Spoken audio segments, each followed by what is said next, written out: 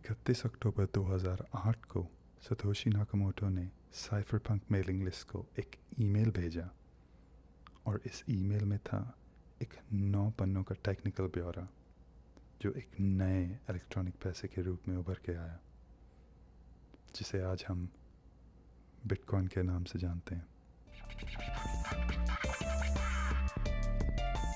आप सुन रहे हैं बिटकॉइन सीखो का तीसरा एपिसोड और इस एपिसोड में हम बात करेंगे बिटकॉइन वाइट पेपर का सार, यानी कि बिटकॉइन वाइट पेपर का एब्स्ट्रैक्ट का पहला पैराग्राफ है, उसके बारे में बात करेंगे। ये एक टेक्निकल पेपर है, तो मैं कोशिश करूँगा कि आपको सरल रूप से इसको समझाया जाए। ये काफ़ी लंबा पेपर है जो कि 9 पन्नों का, जैसे मैंने कहा, तो हम सिर्फ पहला पैराग्राफ ही इसमें कवर करेंगे इस एपिसोड में। तो इसमें हम बात करेंगे पीयर टू पीयर क्या होता है, डिजिटल हस्ताक्षर क्या होते हैं, प्रूफ ऑफ वर्क यानी कि काम का सबूत वो क्या होता है। तो आइए चलिए देखते हैं कि वो जो ईमेल भेजा था उसमें क्या लिखा था। तो ये वो ईमेल है जो सतोशी नाकामोटो ने साइफरपंक ग्रुप को भेजा। तो साइफरपंक कौन होते हैं? साइफरपंक एक ऑनलाइन ग्रुप है और उनका मेन मकसद यह है कि गोपनीयता बढ़ाई जाए। गोपनीयता का मतलब है प्राइवेसी, तो वो काफ़ी स्ट्रॉन्ग बिलीवर्स हैं प्राइवेसी के। तो उस ग्रुप को सतोशी नाकामोटो ने अपना वाइट पेपर भेजा और उसमें ये कहा था कि I been working on a new electronic cash system that's fully peer to peer with no trusted third party.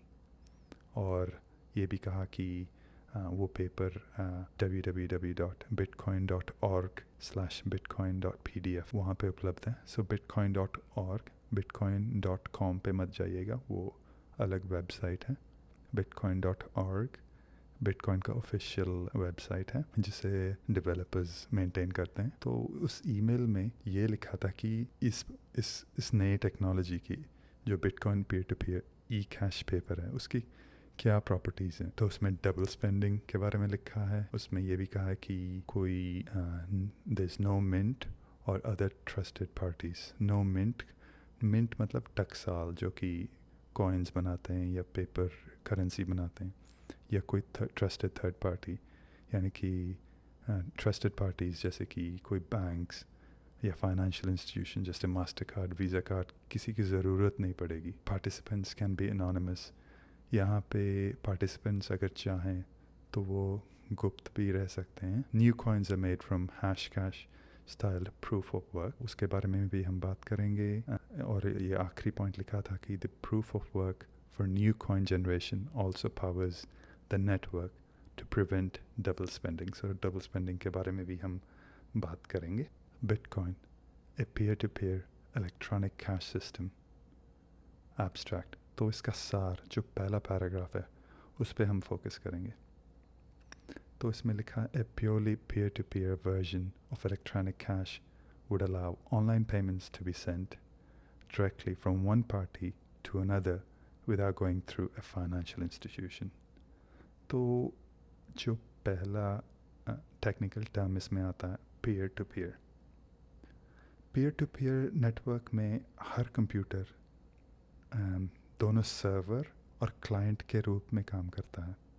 आम तौर पे जब आप किसी वेबसाइट पे जाते हो, वो वेबसाइट आपको सिर्फ डेटा देता है जो कि एक सर्वर है, और आपका डिवाइस या आपका जो लैपटॉप है या मोबाइल फ़ोन है एक क्लाइंट है जो कि डेटा या सर्विस मांगता है उस सर्वर से, उस वेबसाइट से, पर कुछ डेटा वापस देता नहीं, इसीलिए हम उसे क्लाइंट सर्वर नेटवर्क कहते हैं।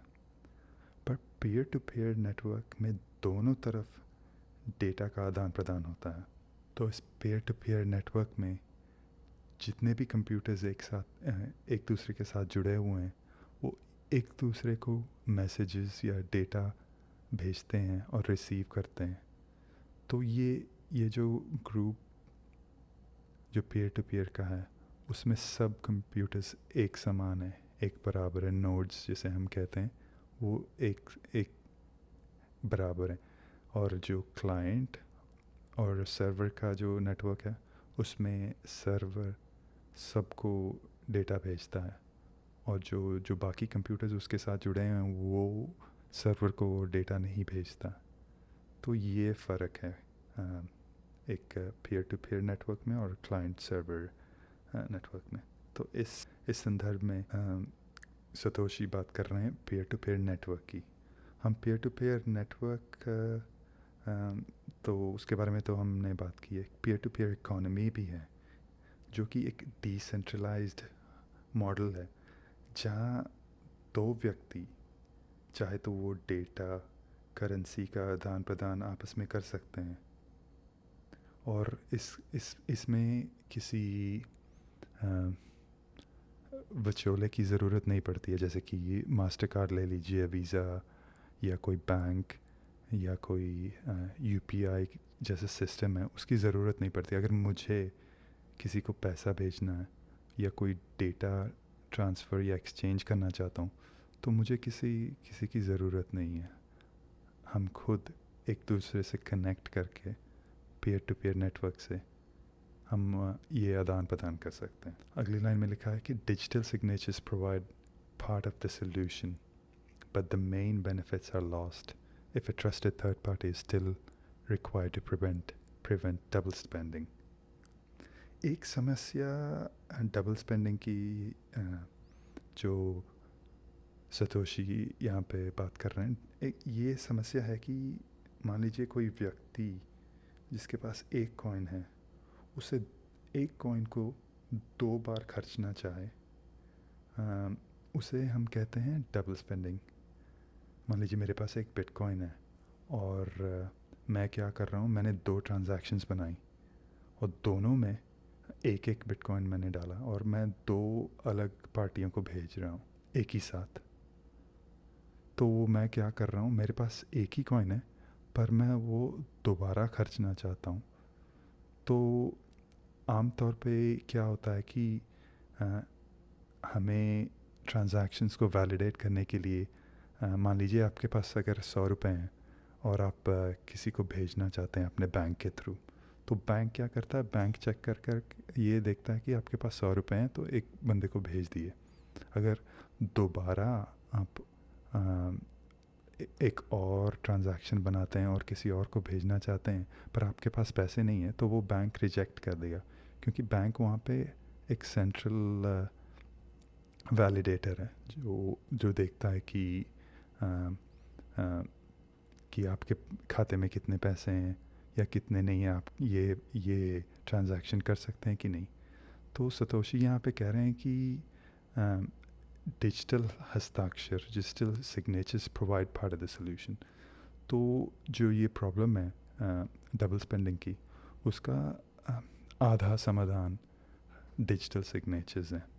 डिजिटल हस्ताक्षर ये दिखलाता है कि आप उस प्राइवेट की को जानते हो जो एक पब्लिक की से जुड़ा हुआ है, और वो इस प्रकार से करते हो जिससे कि आपके प्राइवेट की का खुलासा ना हो। तो प्राइवेट की पब्लिक की हम आगे भी बात करेंगे, पर अगर ब्रीफली उसकी बात करें तो पब्लिक की आपका एक एड्रेस है जिस पे कि कोई भी आपको बिटकॉइन भेज सकता है। तो अगर मैंने आपको आपके पब्लिक की पे आपके एड्रेस पे बिटकॉइन भेजा है, तो आप उसे आगे किसी और को भी भेज सकते हो। तो अगर आप किसी और को भेजना चाहते हो तो आपको ये प्रूव करना होगा, ये साबित करना होगा कि आप उस पब्लिक की के ओनर हो, और उस पब्लिक की के साथ जुड़ा होता है प्राइवेट की।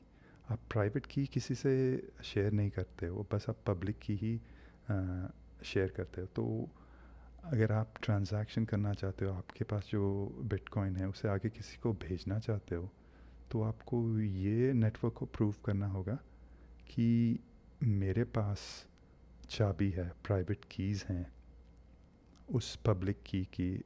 तो आप क्या करोगे, आप डिजिटल हस्ताक्षर करोगे, आपका ट्रांजैक्शन है उसे अपने प्राइवेट की से हस्ताक्षर करके नेटवर्क को भेजोगे। और इसका ये फ़ायदा है कि आप जब ये नेटवर्क को भेजोगे, ये एक पब्लिक लेजर है बिटकॉइन, तो आप अपने प्राइवेट की किसी से साथ नहीं शेयर करना चाहोगे। क्योंकि अगर आप करते हो और आपके एड्रेस पे और बिटकॉइन है तो वो कोई भी चुरा सकता है। तो इसीलिए डिजिटल हस्ताक्षर ज़रूरी हैं कि आपकी प्राइवेसी रहती है, आप बस अपना हस्ताक्षर करते हो और वो नेटवर्क चेक कर सकता है कि हाँ ये जो बिटकॉइन इस पब्लिक की पे हैं वो इसी बंदे के हैं और उसका उसका सबूत है ये डिजिटल हस्ताक्षर। सो डबल स्पेंडिंग का आधा सोल्यूशन यहाँ पे दिया गया है, वो है डिजिटल हस्ताक्षर। ओके या तो ये भी लिखा था कि उस लाइन में कि but the benefits are lost if a trusted third party is still required to prevent double spending. तो वो कह रहे हैं कि डबल स्पेंडिंग के टाइम पे किसी और इंस्टीट्यूशन की ज़रूरत पड़ती है, जैसे कि बैंक्स की या पेमेंट प्रोसेसिंग कंपनी है, मास्टर कार्ड, वीज़ा कार्ड, तो इसका कोई फ़ायदा नहीं, सिस्टम का कोई फ़ायदा नहीं है। तो वो लिखा हुआ। और सतोशी ने कहा we propose a solution to the double spending problem using a peer to peer network. उन्होंने कहा कि इस समस्या का समाधान, इस डबल स्पेंडिंग समस्या का समाधान हम पेश करते हैं, हम पेश कर रहे हैं। और उसमें लिखा है कि using a peer to peer network, और पीयर टू पीयर नेटवर्क के साथ हम इस समस्या का समाधान हमने निकाला हुआ। तो वो आगे देखते हैं क्या लिखा है। सो लिखा है कि the network timestamps transactions by hashing them into an ongoing chain of hash based proof of work. तो यहाँ लिखा है कि नेटवर्क टाइम स्टैम्प्स ट्रांजैक्शंस, तो नेटवर्क क्या करता है कि अगर आप ट्रांजैक्शंस भेजते हो उस पर एक मोहर लगा देता है, समय का ठप्पा लगा देता है कि हाँ इतने बजे ट्रांजैक्शंस हुई थी, और उसे क्या करता है, उसे एक प्रोग्राम में डालता है उस ट्रांजैक्शन डेटा को, और उसे हैशिंग कहते हैं। एक एल्गोरिथम है जिसमें अगर आप डेटा डालते हो, कोई भी टेक्स्ट डालते हो, तो दूसरी तरफ वो नंबर्स आउटपुट देते हैं, तो उसे हैशिंग कहते हैं। तो उसके बारे में भी हम आगे बात करेंगे। तो वो क्या करते हैं कि उस हैशिंग को लेकर एक कड़ी बनाते हैं, एक चेन बनाते हैं, chain of hash based proof of work. तो hash based proof of work का ये मतलब है कि आप जब कोई ट्रांजैक्शन वैलिडेट करते हो, और मान लीजिए आपके पास 10 ट्रांजैक्शंस हैं और उससे आप उसको वैलिडेट करना चाहते हैं, तो ये नेटवर्क कहता है कि आपको कुछ काम करना पड़ेगा। आप ऐसे ही नहीं उस ट्रांजैक्शंस को उठा के ये कह दें कि हाँ ये सही है। तो वो क्या करता है, नेटवर्क एक टास्क देता है कि कहता है कि मुझे ये एक पर्टिकुलर नंबर चाहिए, और उस नंबर के आगे 10 ज़ीरो लगे हुए हैं। तो वो क्या कहते हैं, जो माइनर्स हैं, जो ये ट्रांजैक्शंस को माइन करना चाहते हैं, तो वो जो ट्रांजैक्शंस हैं, जो 10 ट्रांजैक्शंस हैं, उसको उस एल्गोरिथम में डालेंगे, जैसे कि SHA-256 एल्गोरिथम में हम बात कर रहे थे पहले। तो उस डेटा को, उस ट्रांजैक्शंस को उसमें एंटर करते हैं, और दूसरी तरफ एक नंबर आता है, जैसे मैंने कहा था कि एक सेट नंबर आता है आउटपुट उसका। पर नेटवर्क ये कहता है, बिटकॉइन नेटवर्क, कि मुझे एक ऐसा नंबर चाहिए जिसके सामने 10 ज़ीरो हों। तो वो आप क्या करोगे, जैसे कि उस आउटपुट को चेंज करने के लिए आपको इनपुट में थोड़ा सा चेंज लाना पड़ेगा। जैसे कि आपके पास 10 ट्रांजैक्शंस है और उसके नीचे आप नंबर 1 लिख दो, और दोबारा उस हैश फंक्शन के थ्रू आप रन करो, उस प्रोग्राम को रन करो, तो नंबर दूसरी तरफ जो आउटपुट आता है वो चेंज हो जाता है। तो आप एक गेसिंग गेम खेल रहे हो, जहाँ पे आप वो जो 10 ट्रांजैक्शंस के नीचे जो नंबर है वो चेंज कर रहे हो। आपने पहले एक नंबर डाला और आपका जो आउटपुट आया शायद उसके आगे एक ज़ीरो आ गया, आपको चाहिए 10। तो आप क्या करोगे, ये गेसिंग गेम करते रहोगे कि आप नंबर चेंज करोगे, 1 2 3 ऐसे ऐसे लिखते जाओगे और तब तक उस प्रोग्राम को रन करते जाओगे जब तक आपका वो जो आपका जो आंसर है वो नहीं मिल जाता है, जिसके सामने 10 ज़ीरो। इसके मेन रीज़न ये है क्योंकि आप अगर कुछ इस ट्रांजैक्शन के साथ हेरा फेरी करना चाहते हो तो वो आप नहीं कर सकते, क्योंकि आपका जो ट्रांजैक्शंस वो ब्लॉक्स में नहीं इंक्लूड होगा, क्योंकि आपको ये दिखाना है कि आपने कुछ काम किया है, और वो काम है hashing, proof of work, hash based proof of work. तो इसमें आपकी कंप्यूटिंग पावर लगती है, आपकी बिजली का काफ़ी खर्च आता है। तो ये एक सल्यूशन ढूंढा था सतोशी नाकामोटो ने, और इसे बाइजेंटाइन जनरल्स फॉल्ट टॉलरेंट भी कहते हैं, जो कि काफ़ी मुश्किल एक समस्या थी पीयर टू पीयर नेटवर्क्स की। लाइक काफ़ी सालों से इसका कोई समाधान नहीं था, और प्रॉब्लम ये होती थी कि जैसे एक मान लीजिए 100 कंप्यूटर्स जुड़े हुए हैं एक दूसरे के साथ पीयर टू पीयर नेटवर्क पे, और एक दूसरे के साथ वो डेटा शेयर कर रहे हैं। तो आप इसमें क्योंकि कोई सेंट्रलाइज्ड सर्वर नहीं है, जो कि अगर कोई डेटा आ रहा है, मैं किसी को डेटा भेज रहा हूँ, तो उस बंदे को ये नहीं पता है कि मैं वो सही डेटा भेज रहा हूँ या गलत। जो कि सेंट्रलाइज सिस्टम्स होती हैं वो तो चेक कर सकती हैं, हाँ भाई ये डेटा जो आ रहा है ये गलत है। पर ये जो ओपन नेटवर्क है, जो पीयर टू पीयर का नेटवर्क है, इसमें कोई सेंट्रल पार्टी नहीं है। तो मुश्किल ये होता था कि कैसे उस इंफॉर्मेशन को ट्रस्ट करें। तो ये प्रॉब्लम सतोशी नाकामोटो ने सॉल्व की थ्रू प्रूफ ऑफ वर्क।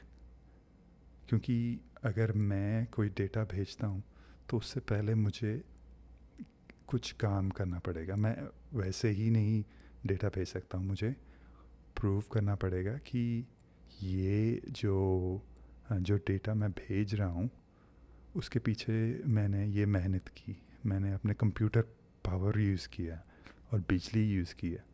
क्योंकि अगर मैं वैसे ही डेटा भेजता रहा बिना कुछ काम किए तो वो स्पैम, एक तरह से स्पैम कर सकता हूँ मैं नेटवर्क को नीचे लाने के लिए या उस पर अटैक करने के लिए। तो अगर मैं इतना श्रम करके, इतना पैसे लगा के, इतने कंप्यूटर पावर लगा के ऐसे कोई डेटा भेजता हूँ, तो दूसरे भी नोड्स हैं नेटवर्क पे जो मेरे काम को चेक कर सकते हैं। क्योंकि ये जो प्रूफ ऑफ वर्क है, ये जो मैंने कहा था कि आप नेटवर्क आपको ये टारगेट देता है कि ये मुझे नंबर चाहिए जिसके सामने 10 ज़ीरो हैं, तो वो ढूंढने में बहुत ज़्यादा टाइम लगता है। पर एक बार जब आप ढूंढ लेते हो, अगर मुझे वो चेक करना है, वो सोल्यूशन चेक करना है, तो वो बहुत आसान है। तो जब आप उस सोल्यूशन को ढूंढ रहे होते हो तो आपका काफ़ी कंप्यूटिंग पावर लगता है। पर जब सोल्यूशन मिल जाता है और बाकी के जो नोड्स हैं उनको चेक करना है कि आपका जवाब सही है कि नहीं, वो बहुत ही आसान है। सो वेरीफाई करना बहुत आसान हो जाता है। तो सतोशी नाकामोटो ने ये काम, एक बहुत अद्भुत काम जो सालों से कंप्यूटर्स एक्सपर्ट जो इन पे काम करते थे वो सॉल्व नहीं कर पाए थे। जो ये प्रॉब्लम थी कि डिसेंट्रलाइज्ड नेटवर्क्स में ये बहुत बड़ी प्रॉब्लम थी। तो उसे कहते हैं बाइजेंटाइन जनरल्स फॉल्ट टॉलरेंट, जो सतोशी ने hash based proof of work के साथ उसका समाधान निकाला। तो क्या होता है कि इसमें उन्होंने ये लिखा कि the network timestamps transactions by hashing them into an ongoing chain of hash-based proof of work, forming a record that cannot be changed without redoing the proof of work. मान लीजिए कोई नोड एक ऐसा ट्रांजैक्शन है जैसे कि 2-3 दिन पहले मान लीजिए आपने एक बिटकॉइन किसी को भेजा, अमरदीप ने एक बिटकॉइन बबीता को भेजा, तो अमरदीप अभी क्या करना चाहता है कि वो जो लेजर, ये जो खाता है, उसके साथ छेड़छाड़ करना चाहता है। तो उसके लिए उसको क्या करना पड़ेगा कि ये मान लीजिए आपके पास अगर एक एक्सेल शीट है, एक एक्सेल डॉक्यूमेंट है, उसमें 100 लाइनें हैं डेटा की, आपको 25वें लाइन में एंट्री की चेंज करनी पड़ेगी। तो आप सीधा उसमें जाते हो, चेंज करते हो, तो सब ठीक है। पर जो बिटकॉइन का ब्लॉकचेन है, जो टाइम चेन है, उसको अगर आप मान लीजिए वो 25वां लाइन आपको चेंज करना पड़ रहा है, तो आप कर दोगे। पर उसके बाद जो 26, 27, 28, 29, 30 जो बाकी के जो लाइंस हैं, उससे भी आपको दोबारा वो काम करना पड़ेगा। जो प्रूफ ऑफ वर्क जिसकी हम बात कर रहे थे कि जहाँ पे ये जो नेटवर्क है आपको ये टास्क देता है कि हाँ भाई ये नंबर ढूंढ के निकालो जो कि 10 ज़ीरो से स्टार्ट होता है।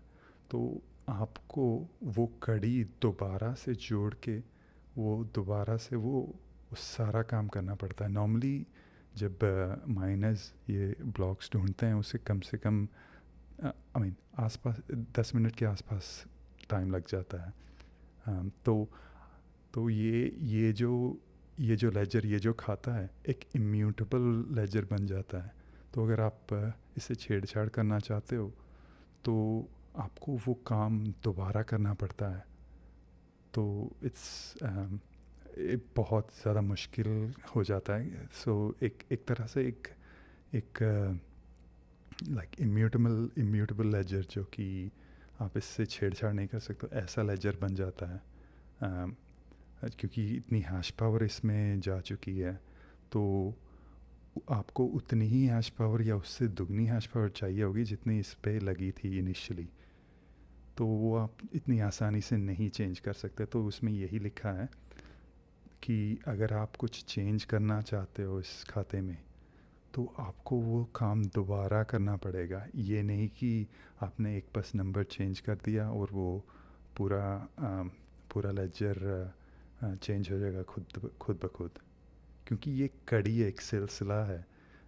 एक सिलसिले में अगर आप बीच में कोई छेड़छाड़ करते हो, तो जो बाकी के जो कड़ियाँ हैं वो इससे जुड़ती नहीं हैं, ये टूट जाती हैं। तो वो लिंक है हैशिंग, जैसे हम बात कर रहे थे हैशिंग। सो जैसे कि SHA-256 वो लिंक है। तो अगर हम अभी मैं आपको कंफ्यूज नहीं करूँगा, तो मैं आगे भी बताऊँगा कि वो कैसे काम करेगा अगले एपिसोड में, या आगे के एपिसोड्स में हम देखेंगे। तो आगे लिखा है, the longest chain not only serves as a proof of the sequence of events witnessed, but proof that it came from the largest pool of CPU power. तो यहाँ पे ये लिखा है कि जो ब्लॉकचेन है, जो सबसे लंबी चेन है, अगर मान लीजिए कोई और इस पे अटैक करता है और वो अपनी खुद की चेन बनाने की कोशिश करते हैं, तो जो नोड्स हैं वो उस चेन को नहीं फॉलो करेंगे। जो ओरिजिनल चेन है, जो सबसे लंबी चेन है, उसको फॉलो करेंगे, जिस पे उन्होंने ये देखा है कि ट्रांजैक्शंस वैलिड हुई हैं और उसके पीछे आपने काम लगाया, तो उस पे काम हुआ है। तो वो देखते हैं कि वो चेन पे जाते हैं जिस पे सबसे ज़्यादा काम हुआ है और जिस पे सबसे ज़्यादा CPU पावर लगी है। तो ये बात कर रहे हैं कि but proof that it came from the largest pool of CPU power. तो मैं एक चेन बना सकता हूँ बिना इतने CPU पावर के, पर वो जो नोड्स हैं वो मुझे नहीं फॉलो करेंगे, उसे फॉलो करेंगे, उस चेन को फॉलो करेंगे जिस पे सबसे ज़्यादा काम हुआ हो।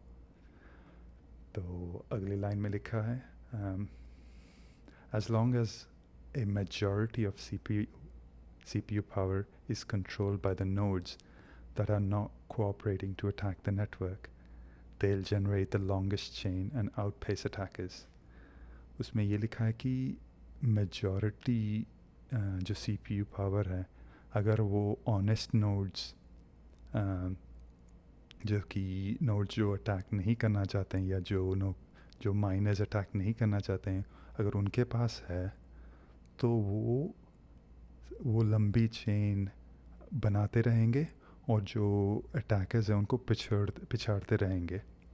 तो अगर आपके पास मेजॉरिटी CPU पावर है, तो अगर आपके सिस्टम पे कोई अटैक करना चाहता है, आपके ब्लॉक चेन पे कोई अटैक करना चाहता है, तो वो कामयाब नहीं होंगे, क्योंकि ये नोड्स उस चेन को फॉलो करेंगे जहाँ पे सबसे ज़्यादा काम हुआ है और सबसे लंबी चेन जो बना रहे हैं. सो इसमें वो कहा गया कि आपको मेजॉरिटी CPU पावर गेन करनी पड़ेगी, तभी जाकर आप अटैक कर सकते हो. तो वो मुश्किल काम है, इतना CPU पावर इकट्ठा करना, इतनी बिजली इकट्ठा. CPU और बिजली अगर आपके पास हो तभी आप इसके बारे में सोच सकते हैं, पर तब भी ये मुश्किल काम है, बहुत ज़्यादा मुश्किल काम है आजकल, ख़ास करके क्योंकि इतना ज़्यादा हैश पावर इस नेटवर्क में जा चुका है, इस चेन को बनाने में लग चुका है कि उसको रिवर्स करने के लिए, जैसे हमने पहले भी कहा था कि आपको वो काम दोबारा करना पड़ेगा. आप सिर्फ जाके लेजर में एंट्री नहीं चेंज कर सकते हैं. तो ये काफ़ी मुश्किल काम है. इसके बारे में भी हम बात करेंगे. एक अच्छी वीडियो भी है एंटोनोपलस की, एंड्रियस एंटोनोपलस, यूट्यूब पे. तो मैं देखूँगा, मैं लिंक भी करूँगा. तो उसमें बताते हैं कि अगर कोई अटैक करना चाहे बिटकॉइन नेटवर्क पे तो क्या हो सकता है या क्या कर सकते हैं. तो वो ज़रूर देखिएगा. और आगे चलते हैं, क्या लिखा है इसमें. Okay, the network itself requires minimal structure. तो इसका मतलब है कि नेटवर्क एक सादगी में ही इसकी मजबूती है.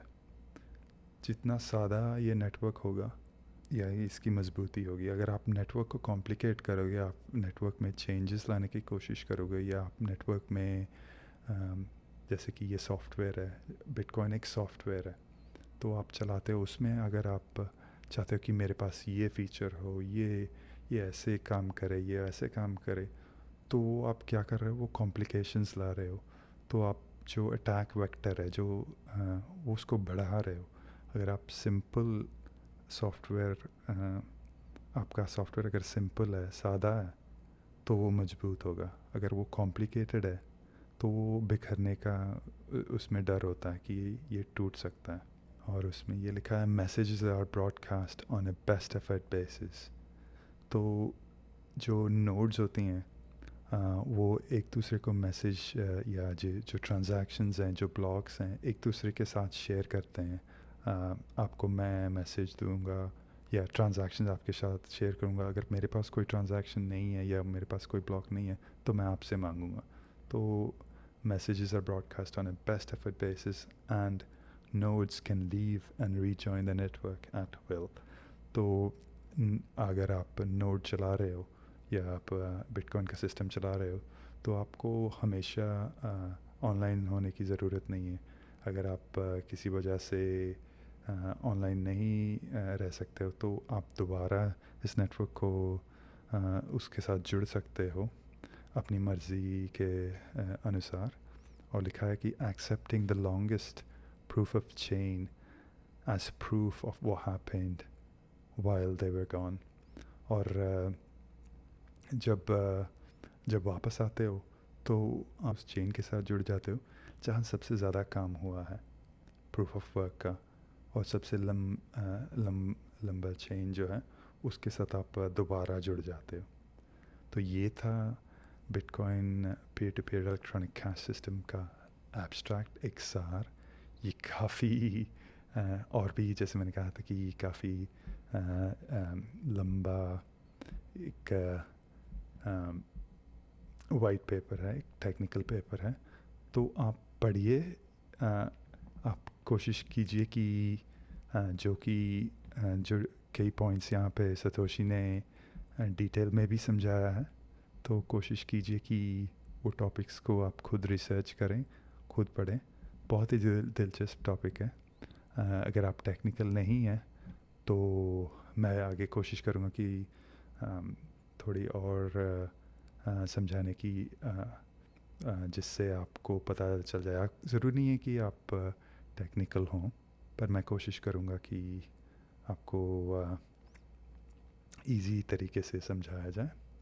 तो अगर आप जुड़े हुए हैं तो प्लीज़ इस पॉडकास्ट को लाइक करें और शेयर भी करें, और बताइए कैसा लगा।